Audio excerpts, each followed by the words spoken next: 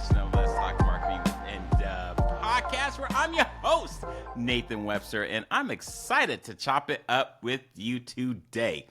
Today, for episode 178, I'm excited to talk about the top 5 marketing mistakes that I believe people made. And so I'm going to be speaking out of my own experience. So you know, we about to drop some diamonds. Well, I say we, but it's just going to be me. I'm going to make this really short because I want this to go into another podcast where I want to give you a little bit more depth about those top 5 marketing mistakes that I do believe. When I say people, I mean all types of people. If you're watching this, I don't have anything to show you, but the next podcast, which is why I wanted to at least get you ready for, because it's going to be around the time you really need to get some stuff going, which is getting out of Q4 when people are spending their cash. And then next year, you're like, okay, it's time to grind, right? Well, it's time to have your stuff ready. And unfortunately, I'm not going to have my stuff ready for when I wanted to release this, but that's okay. That's okay. We can just keep moving on because the next podcast is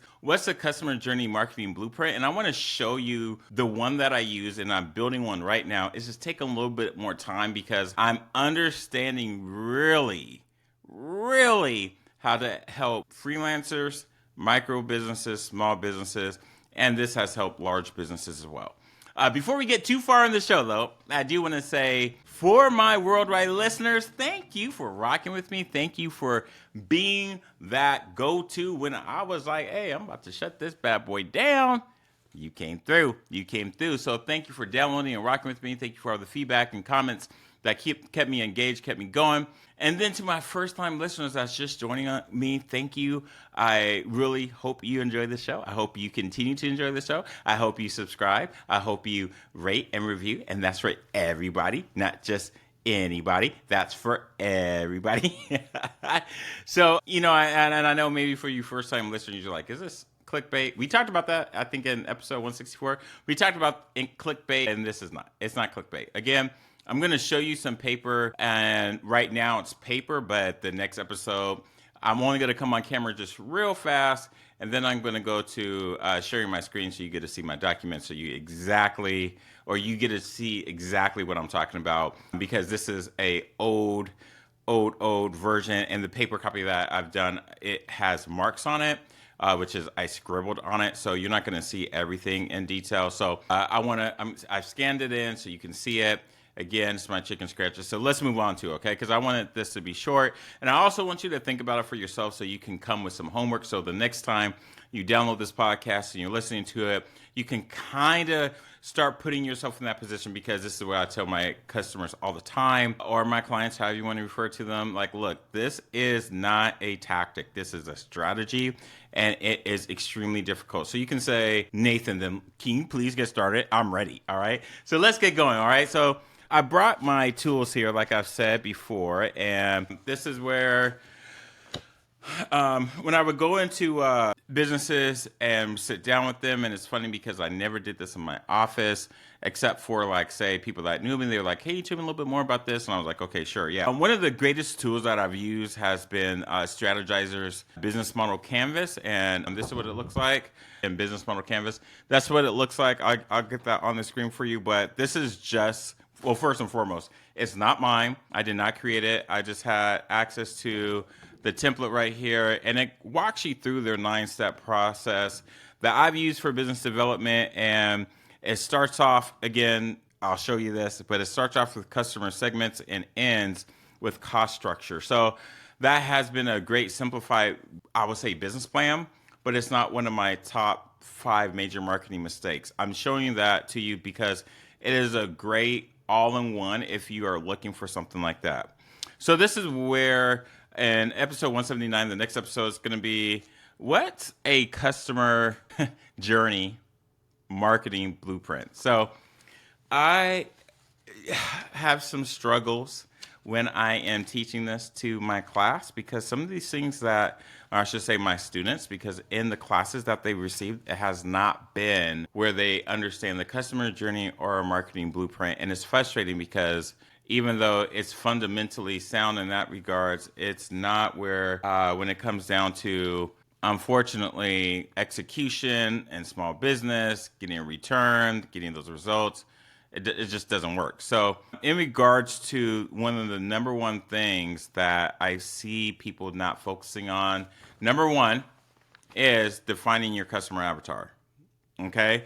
Defining your customer avatar is already something I discussed, but I go into a little bit more detail because as you can see here, you got demographics, psychographics. Again, I'll show you this later, but at the end of the day, I want you to understand how to get your acquisition costs, your client customer acquisition costs down to a T.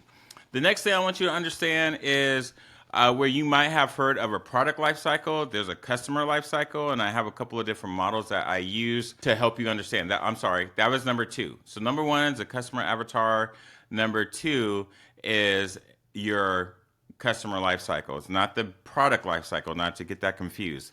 And I kind of go into detail, right, with some of these, but this is not a tactic. So it's not like people like copy and paste and move around like this and that.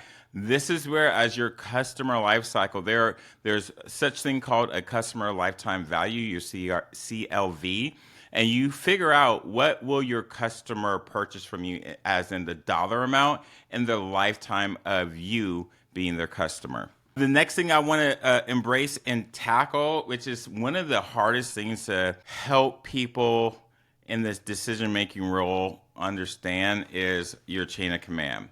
Now, again, I'll show you in detail, but at the end of the day, unfortunately, you have the wrong people not doing what would be considered a marketing role. Oh, man, this is a much long-winded conversation that I have to have with some folks. And it's a basic it's a basic thing of where people say, well, it's a college student, a high school student. We're kind of blending it with their job, and they do it when they have 20, 30 minutes, maybe 15 minutes. And I tell them that is a no-go. You cannot do that. Now, are there exceptions? Absolutely. But again, that's number three in regards to personnel. All right. So far I touched upon the business model canvas template, which is not part of the 5 marketing mistakes, major marketing mistakes people make. But the business model canvas will allow you to think about also some of those things that when it comes to when we are focusing on getting to the bottom line and getting out of the hoopla and the hype of, hey, I got a business. At the very first part is like customer segments, and then at the end is the cost structure. Well, the fifth part, I think it's the fourth. Yeah, fifth part is the revenue streams. And it gets you into like, okay, yeah, I need to make revenue. I need to make a great, say, living off of this. And at the very end, it talks about cost structure. So the next thing I wanted to talk about, because number 2 was a customer avatar, 3, the chain of command. And the next thing is helping you identify a timeline, right? And this is just a strategy that I put in place for my clients to understand that I have one strategy that I like to use. I have other strategies that I like folks to understand, but these are small businesses. They don't have a lot of resources to, again, freelancers and micro businesses, and sometimes they do have the bandwidth to do more. I use a storytelling pull strategy, and again, I will go through it much detail in the next podcast. But it is a timeline of where I'm helping these individuals and their company create assets to do a full 12-month campaign, and there's a lot more to that. Okay, so that's number 4. Again, in the business model canvas, they allow you to think these things through, but I have used that as a business development tool for some of my biz dev consulting, and we come back to some of these core things of who are you serving? Who is your ideal avatar, customer, your ideal client, your ideal base? All those things come back to it because it comes back to the strategy and not the tactic. And then the last thing, number 5, major, or I say it could be number 5, it could be the number 1. The number 1 major marketing mistake I see people doing is, and hear me out, this is a kind of a long-winded one, but it's very simple, and I wrote it down, okay? It is, the goal is for you to have impactful ads. This is where folks are not believing in themselves, which is putting money into an ad and running with it. Now, I said ads, so this could be all different type of ads, from PR in person, news, publications. It could be where you're doing it in person, say events. It could be where you're not doing it on events, say sponsorship, right? Participating in trade shows, or could be even not doing a digital ad like Bing, Google, Yelp, or social, right? So I'm going to give you a little bit more context when I break this down, but this is your homework, okay? I want you, and let me just look at my time real fast because I'm trying to keep this under 10 minutes, and it's not. Hey, so this is the thing about this type of process, and this is possibly one of the hardest things for my clients, which I have worked with for over years, right? And there's one particular client, and I won't be long-winded with this because I'm over past my time, but I had one client that it took me 4 years to earn. 4 years of nurturing, 4 years of going back and forth, 4 years of sometimes just sitting down with them and helping them understand that they are coming at it from an employee mindset versus a owner's mindset. So your homework is to go through the materials you've already made, the marketing assets which you currently have right now, and ask yourself the question, was this out of, say, I need to hurry up and get this beep done?